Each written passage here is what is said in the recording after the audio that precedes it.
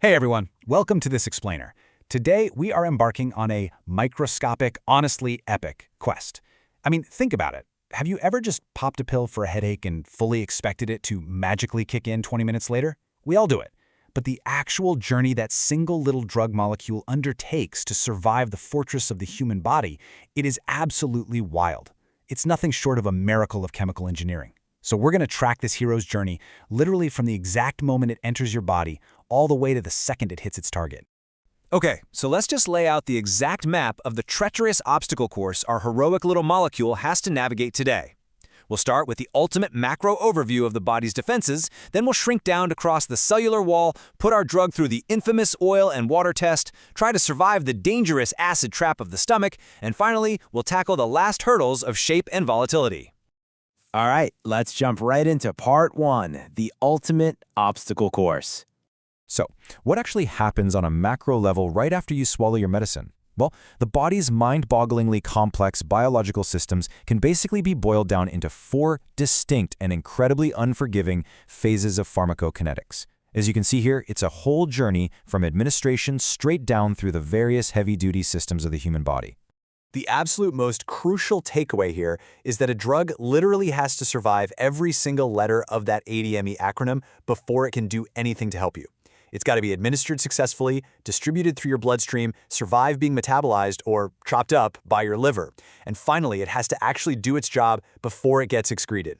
Honestly, if a pill fails at even one of these stages, boom, game over. Moving on to part two, crossing the cellular wall. Now, to be properly distributed, a drug can't just casually float around freely. It actually has to physically enter your cells. And to pull that off, it has to face the most intimidating bouncers in our body, the lipid bilayer. Look at how this cell membrane is constructed.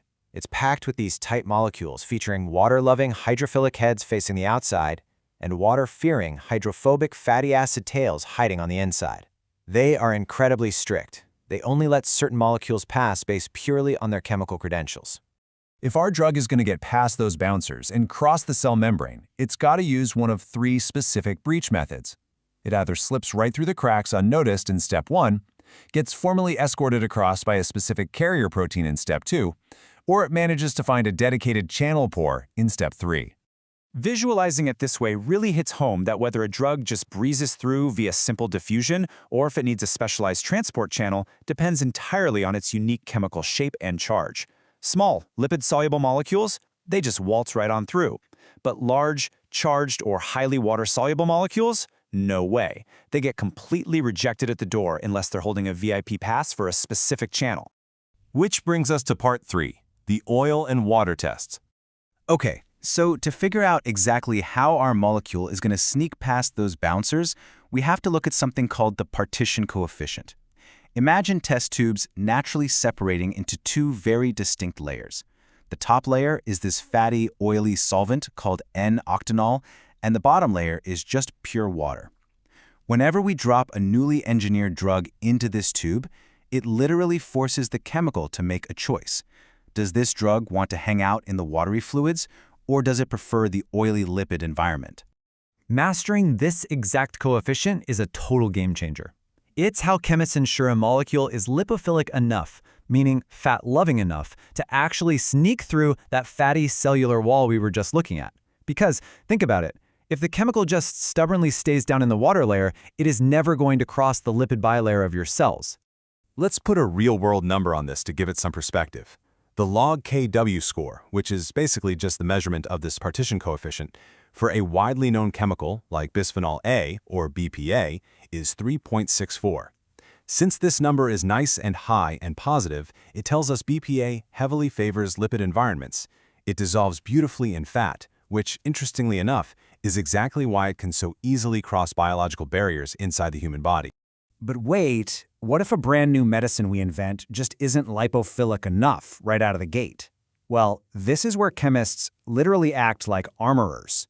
They can mathematically tweak the drug's hydrophobicity constant by snapping on different functional groups to a base molecule like benzene, like say, popping a chlorine atom onto it to create chlorobenzene. They can instantly bump up its log P score from 2.13 to 2.84. Boom! It now has the necessary chemical armor to slide right on through your cell membranes. All right, buckle up for part 4, surviving the acid trap. As our microscopic hero travels deeper down into the gastrointestinal tract, the golden rule of this obstacle course gets brutally simple. If the local pH of whatever bodily fluid it's floating in causes the drug molecule to gain or lose a proton, it becomes ionized. That means it suddenly carries an electrical charge. And if it carries a charge, it bounces straight off the cell wall like hitting a brick wall. To cross over, it absolutely must remain completely neutral or euionized. I mean, just look at the extreme terrain differences going on here. A pill travels from your nice, neutral saliva sitting at a pH of 7.0, plunges straight down into the terrifyingly acidic gastric juices of your stomach at a pH of 1.4, and then eventually tries to reach your blood at 7.4. That is a massive, violent chemical shock that threatens to ionize our drug at practically every turn. Now, if a drug isn't perfectly engineered to handle this roller coaster, it suffers a seriously cruel fate known as ion trapping. This is exactly why everyday weak acids, like a standard aspirin, which has a pKa of about 3.5, can suffer ion trapping right there in your stomach lining.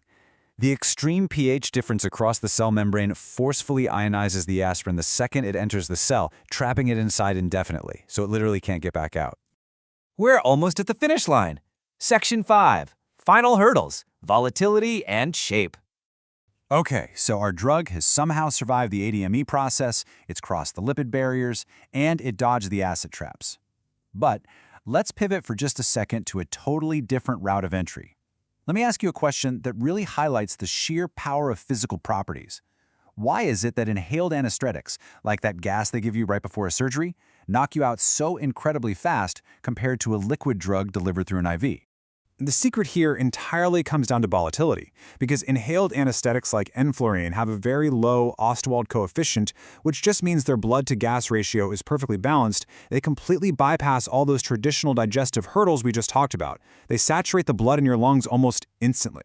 A lower ratio guarantees a highly rapid knockout and, maybe even more importantly, a rapid recovery the second that gas is turned off. But let's jump back to our standard pill. It finally arrives at its target cell. To actually trigger a cure, though, engineers have to fine-tune the drug's electronic charge and its exact physical bulk. Now, don't let these heavy chemistry terms intimidate you. It essentially just comes down to precise mathematical tweaks. They use things like the Hammett constant to measure electronic pull, or Taft and Verloop parameters for what are called steric factors. And steric factors, that's really just a fancy way of measuring how much three-dimensional space a molecule physically takes up.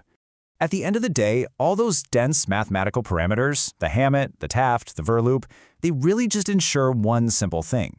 The physical key absolutely has to fit the biological lock.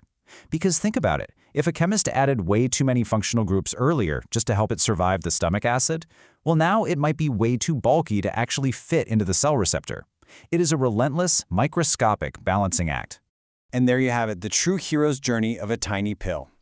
Thank you guys so much for joining me in this explainer today. Next time you open your medicine cabinet to grab a simple painkiller, maybe take a second to marvel at the sheer engineering perfection sitting right inside that everyday bottle. It is perfectly designed to conquer the ultimate obstacle course, you.